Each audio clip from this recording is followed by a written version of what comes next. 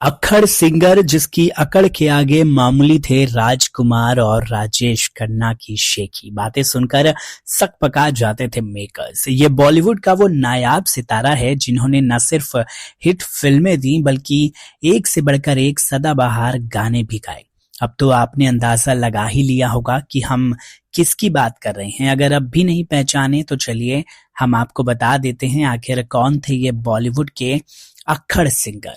राजकुमार, राजेश खन्ना और फिरोज खान के घमंड के बारे में आपने बहुत सारे किस्से और कहानियां सुनी होंगी। ये तीनों सितारे अपने समय के सुपरस्टार्स रहे हैं। तीनों ही शानदार एक्टिंग से दर्शकों के दिलों पर राज करते थे।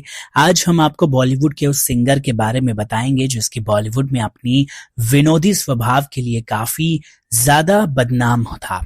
इसके साथ ही वो अपने स्टारडम के आगे किसी को कुछ भी नहीं समझता था। यहाँ हम जिस महान शख्सियत के बारे में बात कर रहे हैं वो बॉलीवुड के अलबेले और सदाबहार सिंगर होने के साथ साथ एक एक्टर भी रहे।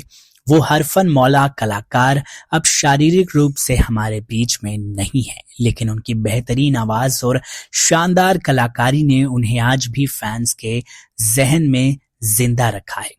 राजकुमार, राजेश खन्ना से लेकर फिरोज खान तक के अक्खड़ अंदाज के आपने कई किस्से और कहानियां सुनी होंगी, लेकिन क्या आप ये जानते थे कि बॉलीवुड के अक्खड़ सिंगर किशोर कुमार हुआ करते थे। उनके गाने और एक्टिंग के जितने फेमस किस्से हैं उतने ही उनके मनमौजी व्यक्तित्व के भी किस्से हैं। वो काफी आइडियल और मनमौजी सिंगर के थे। वो कोई भी काम किसी दबाव में आकर बिल्कुल भी नहीं करते थे।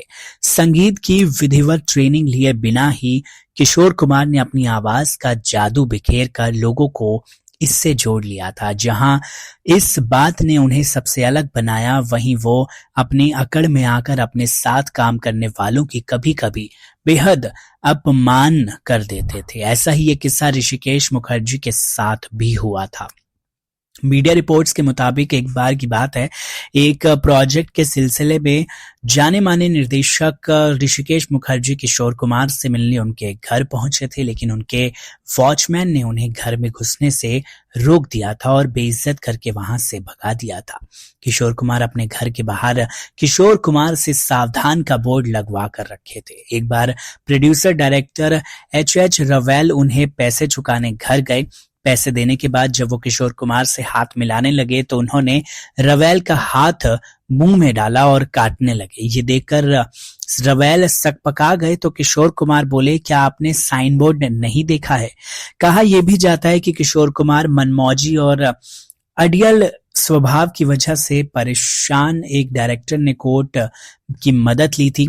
उसने बाकायदा कोर्ट से एक एग्रीमेंट लिया ताकि अगर शूटिंग के दौरान किशोर उनकी बात न माने तो वो उन पर केस कर सके। ऐसा ही एक किस्सा मशहूर फिल्मकार बलदेव राज चोपड़ा के साथ भी जुड़ा हुआ है। कहा जाता है कि पारिवारिक रिश्ते के चलते किशोर कुमार के पास काम मांगने गए तो उन्होंने कुछ शर्तें रख दी। इसका बदला उन्होंने डायरेक्टर से बखूबी लिया था। किशोर कुमार के बारे में बहुत सारे किस्से हैं जो आज भी उनके फैन सुनना बहुत ज्यादा पसंद करते हैं। आपको क्या लगता है इस वीडियो में?